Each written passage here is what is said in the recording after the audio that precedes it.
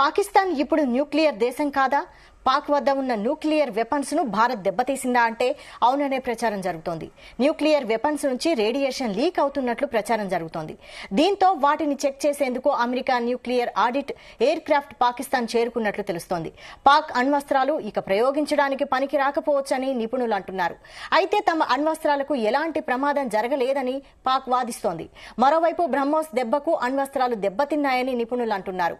3 రోజుల క్రితం పాక్ సైనిక స్థావరాలపై భారత్ దాడి చేసింది. ఇస్లామాబాద్ సమీపంలోని నూర్ఖాన్ బేస్ ను బ్రహ్మోస్ ధ్వంసం చేసింది. నూర్ఖాన్ బేస్ లోని అండర్ గ్రౌండ్ లో పాకిస్తాన్ అణ్వస్త్రాలను దాచింది.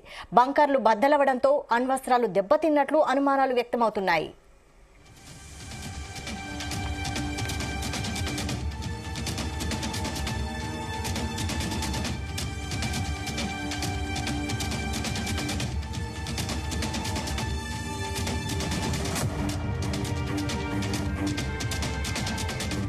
పాకిస్తాన్ ఇప్పుడు న్యూక్లియర్ దేశం కాదా? పాక్ వద్ద ఉన్న న్యూక్లియర్ వెపన్స్ ను భారత్ దెబ్బతీసిందా అంటే అవుననే ప్రచారం జరుగుతోంది. న్యూక్లియర్ వెపన్స్ నుంచి రేడియేషన్ లీక్ అవుతున్నట్లు ప్రచారం జరుగుతోంది. దీంతో వాటిని చెక్ చేసేందుకు America nuclear audit aircraft Pakistan చేరుకున్నట్లు తెలుస్తోంది. పాక్ అణ్వస్త్రాలు ఇక ప్రయోగించడానికి పనికి రాకపోవచ్చని నిపుణులు అంటున్నారు. అయితే తమ అణ్వస్త్రాలకు ఎలాంటి ప్రమాదం జరగలేదని పాక్ వాదిస్తోంది. మరోవైపు బ్రహ్మోస్ దెబ్బకు అణ్వస్త్రాలు దెబ్బతిన్నాయని నిపుణులు అంటున్నారు. 3 రోజుల క్రితం పాక్ సైనిక స్థావరాలపై భారత్ దాడి చేసింది. ఇస్లామాబాద్ సమీపంలోని నూర్ఖాన్ బేస్ ను బ్రహ్మోస్ ధ్వంసం చేసింది. నూర్ఖాన్ బేస్ లోని అండర్ గ్రౌండ్ లో పాకిస్తాన్ అణ్వస్త్రాలను దాచింది. బంకర్లు బద్దలవడంతో అణ్వస్త్రాలు దెబ్బతిన్నట్లు అనుమానాలు వ్యక్తమవుతున్నాయి.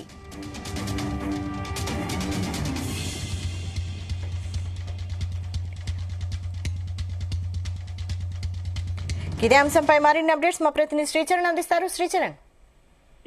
వైశాలి, మనం మొదటి నుంచి కూడా అంటే ఎప్పుడైతే పాల్గామ్ ఉగ్రదాడి తర్వాత ఎప్పుడైతే పాకిస్తాన్ షెల్లింగ్ కి పాల్పడుతుందో, కాల్పుల ఒప్పందాన్ని ఉల్లంఘిస్తూ వస్తుందో అప్పటి నుంచి కూడా మనం చర్చించుకుంటున్నాము. న్యూక్లియర్ పాకిస్తాన్ లోని న్యూక్లియర్ వారెంట్ ప్లాంట్ ఏదైతే ఉందో అక్కడ భారత్ కి చెందిన దాదాపు 28 శాటిలైట్లు ఒక డేగ కన్నా వేసి ఉంచాయి. ఉదయము పగలు రాత్రి అనే తేడా లేకుండా 24/7 ఏ క్షణానైనా కూడా ఒకవేళ పొరపాటున అంతకు ముందు కూడా పాకిస్తాన్ రక్షణ శాఖ మంత్రి మా దగ్గర 130 అణువస్త్రాలు ఉన్నాయి, మేము అణువస్త్రాలు వాడితే భారత్ ఎలా ఎదుర్కొంటుంది, మా దగ్గర కూడా అణువస్త్రాలు ఉన్నాయని ఒక పెడబొబ్బలు బెదిరించే ప్రయత్నం చేసిన విషయం తెలిసిందే. సో ఈ మేరకు ఇండియన్ స్పేస్ ప్రోగ్రామ్ లోని ప్రత్యేకంగా మనకి more than 70కి పైగానే శాటిలైట్స్ ఉన్నాయి, వివిధ రకాలమైన శాటిలైట్స్. దట్టు స్పెసిఫిక్ గా ఈ పాకిస్తాన్ న్యూక్లియర్ వార్ ప్లాంట్ పైనే ప్రత్యేకంగా కూడా 28 శాటిలైట్లు నిఘా పెట్టాయి. సో అయితే ఇప్పుడు చర్చ అంతా కూడా పాకిస్తాన్ లో న్యూక్లియర్ వారెంట్ ప్లాంట్ ని భారత్ దళాలు దెబ్బతీశాయనేది కూడా ఒక విస్తృత స్థాయిలో చర్చ జరుగుతుంది. న్యూక్లియర్ వెపన్స్ నుంచి అంటే రేడియేషన్ లీక్ అవుతున్నట్టు కూడా ప్రచారం జరుగుతోంది. దీంతో వాటిని చెక్ చేసేందుకు American nuclear audit aircraft Pakistan కు చేరుకున్నట్లు కూడా తెలుస్తోంది. పాకిస్తాన్ అణ్వస్త్రాలు ఇక ప్రయోగించడానికి పనికి రాకపోవచ్చని కూడా నిపుణులు అంటున్నారు. అయితే తమ అణ్వస్త్రాలకు ఎలాంటి ప్రమాదం జరగలేదని పాకిస్తాన్ వాదిస్తుంది. మరోవైపు బ్రహ్మోస్ దెబ్బకు అణ్వస్త్రాలు దెబ్బతిన్నాయని కూడా నిపుణులు అంటున్నారు. 3 రోజుల క్రితం పాకిస్తాన్ సైనిక స్థావరాలపైన భారత్ దాడి చేసిన విషయం తెలిసిందే. ఇస్లామాబాద్ సమీపంలోని నూర్ఖాన్ బేస్ ను బ్రహ్మోస్ ధ్వంసం చేసింది. నూర్ఖాన్ బేస్ లోని అండర్ గ్రౌండ్ లో పాకిస్తాన్ అణ్వస్త్రాలను దాచిందని కూడా ఎప్పుడైతే వార్త తెలిసిందో ఇమీడియట్ గా కూడా బ్రహ్మోస్ మిసైల్ తోని దాని ధ్వంసం చేసింది మన భద్రతా దళాలు. బంకర్లు బద్దలవడంతో అణ్వస్త్రాలు దెబ్బతిన్నట్లు కూడా అనుమానాలు వ్యక్తమవుతున్నాయి. మరోటి కూడా వాదన నడిచింది.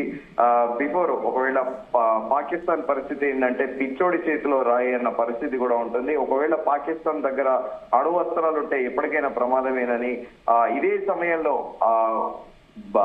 అమెరికా అణ్వస్త్రాలని పాకిస్తాన్ కి చెందిన అణ్వస్త్రాలని అక్కడ నుంచి తరలించడానికి ప్రయత్నించిందనేది కూడా విస్తృత స్థాయిలో చర్చ జరిగింది. కానీ తాజాగా బ్రహ్మోస్ మిసైల్ ఏదైతే ఉందో నిజంగానే ఒక బ్రహ్మాస్త్రాల భారత్ కు పనిచేసిందని చెప్పుకోవాలి భారత భద్రతా దళాలకి. సో ప్రస్తుతము ఈ వైమానిక స్థావరంలో పాకిస్తాన్ అత్యున్నత స్థాయి యుద్ధ విమానాలు, డ్రోన్లు, విఐపి రవాణా సౌకర్యాలు, కమాండ్ కంట్రోల్, ఆ ఆస్తులు కూడా ఉన్నాయి. లక్ష్యంగా కొన్ని ప్రదేశాలు అణ్వాయుధాలను అందించడానికి హార్డ్ వైడ్ విమానాలు కూడా నిర్వహిస్తాయి. సురక్షితమైన ముందడుగు కోసం కూడా ఈ సదరు ప్లేసెస్ ఎక్కడైతే బ్రహ్మోస్ అయితే ఇక్కడే ఆపరేషన్ సింధూర్ లో భాగంగా భారత వైమానిక దళం సంధించిందో, సో ఆ ప్లేస్ లోనే మనకు నిన్న క్లియర్ గా మ్యాప్స్ లో కూడా చర్చించుకున్నాము. మ్యాప్ చూపిస్తూ కూడా సర్గోతో పాటు జకోబాబాద్ లో కీలకమైన పాకిస్తాన్ వైమానిక స్థావరాలను కూడా ధ్వంసం చేసినట్లు కూడా తెలుస్తోంది. ఈ మేరకు కొన్ని గంటల కిందట విడుదలైన ఉపగ్రహ చిత్రాలు ఈ ప్రదేశాలలో ఖచ్చితమైన దాడులు, గణనీయమైన నష్టాన్ని కూడా వెల్లడిస్తున్నాయి. ఐఏఎఫ్ దాడి చేసిన ఇతర పాకిస్తానీ స్థావరాలలో షార్కోట్ లోని రఫీకి వైమాన స్థావరము, అలాగే రావల్పిండిలోని నూర్ఖాన్ వైమానిక స్థావరము, అలాగే చక్వాలోని మురిద్, రహీమియా ఖాన్, సుక్కూర్, అలాగే చునియన్, అలాగే ప్రసూర్, సియాల్కోట్ లో కూడా రాడార్ సైట్లు ఉన్నాయి. ఈ వైమానిక స్థావరాలలో కూడా పాకిస్తాన్ ఇందాక అనుకున్నట్టు అత్యున్నత స్థాయి యుద్ధ విమానాలు, డ్రోన్లు, విఐపి రవాణా సౌకర్యాలు, కమాండ్ అండ్ కంట్రోల్ ఆస్తులు ఉన్నాయి. లక్ష్యంగా ఉన్న కొన్ని ప్రదేశాలను అణ్వాయుధాలు అందించడానికి కూడా ఈ హార్డ్ వైడ్ విమానాలను నిర్వహిస్తాయి. సురక్షితమైన ముందడుగు నిల్వ సౌకర్యాలు కూడా కలిగి ఉండొచ్చు. ఈ దాడులు పహల్గామ్ లో జరిగిన ఉగ్రవాద దాడికి ప్రతీకారంగా చేపట్టిన ఆపరేషన్ సింధూర్ లో భాగంగా మే 7న ప్రారంభమై ఈ విధ్వంసం మే సాయంత్రం కాల్పుల విరమణ వరకు కూడా కొనసాగింది. డ్రోన్ల క్షిపణులతో అనేక దాడులు, ప్రతి దాడులు జరిగాయి. సర్గోదా ఎయిర్ బేస్ లోని రన్వే కు డ్యూయల్ యూజ్ రహీమియర్ ఖాన్ విమానాశ్రయంలో రన్వే పై విఐపి టెర్మినల్ కు జరిగిన నష్టాన్ని కూడా తాజా అంచనా వేస్తోంది అని ఎక్స్ హ్యాండిల్ లో దాడి అనంతరం ఉపగ్రహ చిత్రాలను కూడా విశ్లేషించిన ఇమేజరీ ఇంటర్ప్రిటేషన్ నిపుణుడు కల్లల్ వినాయక్ భట్, రిటైర్డ్ ఆర్మీ అధికారి కూడా విశ్లేషించారు. సో ప్రస్తుతానికి మనకు అందుతున్న దాని ప్రకారం ఖచ్చితంగా పాకిస్తాన్ అణువాయుధాలు మాత్రం ధ్వంసమయ్యాయి అనేది ఆ మ్యాప్ లో మాత్రం చూపిస్తుంది. కానీ భారత వాయుసేన కానీ అలాగే భద్రతా దళాలు ఎక్కడ కూడా డాంబికానికి గొప్పలు చెప్పుకోలేదు. పాకిస్తాన్ లాగా మా దగ్గర 130 అణువస్త్రాలు ఉన్నాయని పదే ఎక్కడ కూడా క్లెయిమ్ చేయలేదు. సో దానికి కూడా చాలా ప్రొఫెషనల్ గా మన త్రివిధ దళాధిపతులు కూడా చాలా ప్రొఫెషనల్ గా ఎక్స్ప్లెయిన్ చేశారు. వాళ్ళు అటాక్ చేశారు, షెల్లింగ్ కాల్పులకు ఉల్లంఘనకు పాల్పడ్డారు కాబట్టి రిటాలియేషన్ జరిపించాల్సి వచ్చింది. దట్టు ఏ సివిలియన్ కి ఎలాంటి ఇబ్బంది లేకుండా కేవలంగా ఎక్కడైతే స్థావరాలు ఉన్నాయో వాటినే టార్గెట్ చేసుకుంటూ కూడా దాడి చేశామని కూడా చాలా క్లియర్ గా చెప్పారు. సో ఇప్పుడు ఒకవేళ పాకిస్తాన్ కి ఇంకా అణువస్త్రాలు లేకపోతే పాకిస్తాన్ పని అయిపోయినట్టే అనేది కూడా అంతర్జాతీయంగా కూడా వినిపిస్తుంది. మరి నిజంగా దీనికి నిజ నిర్ధారణ అనేది కూడా జరగాల్సి ఉంది. ఈ మేరకు మన ఆర్మీ అధికారులు లేదా మన వాయుసేన అధికారులు దీనిపైన పూర్తి స్థాయి క్లారిటీ ఇవ్వాల్సి ఉంది. వైశాలి, అయితే ఇక పాక్ అణ్వస్త్రాలు ఉపయోగించే అవకాశం లేదంటున్నారు. అలాగే ఈ రేడియేషన్ ప్రభావం అణ్వాయుధాలే కాక ప్రజల జీవితాలపై కూడా పడే అవకాశం ఉందా? డెఫినెట్ గా మనం ఒక క్లాసిక్ ఎగ్జాంపుల్ కూడా తీసుకోవచ్చు.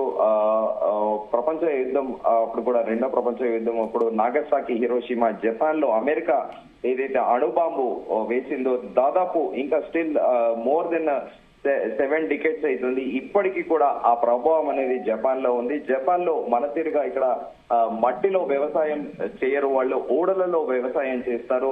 సో ఇప్పటికీ ఆల్మోస్ట్ 7 జనరేషన్స్ కి తాలినా కూడా ఆ రేడియేషన్ ఇంపాక్ట్ అనేది మనుషులలో రక్త కణాలలో ఉంటుంది. సో ఫర్దర్ గా నెక్స్ట్ జనరేషన్ కి అంటే డిఎన్ఏ లో కూడా అది కలిసి ఉండడం వలన దాని ప్రభావం దాదాపు ఇప్పుడు కూడా కాస్త జపాన్ లో తగ్గుతుంది. సో జపాన్ 2 అణ్వస్త్రాలు భూభాగంలో పడినా కూడా కోలుకోవడానికి దాదాపు 30 నుంచి 40 సంవత్సరాలు పట్టింది. ఇంకా ప్రస్తుతం జపాన్ అనేది world one of the advanced country. So జపానే కోలుకోవడానికి అన్నేళ్లు సమయం పట్టిందంటే పాకిస్తాన్ కి మాత్రం ఖచ్చితంగా యావరేజ్ గా ఒక 50 ఏళ్లు పట్టే అవకాశం, ఒకవేళ నిజంగా మన వాయుసేన ఈ అణ్వస్త్రాల ప్లాంట్ ఏదైతే ఉందో దాన్ని విధ్వంసం చేస్తే మాత్రం ఖచ్చితంగా పాకిస్తాన్ కి 50 సంవత్సరాలు పట్టినా కూడా ఆశ్చర్యపోనక్కర్లేదు.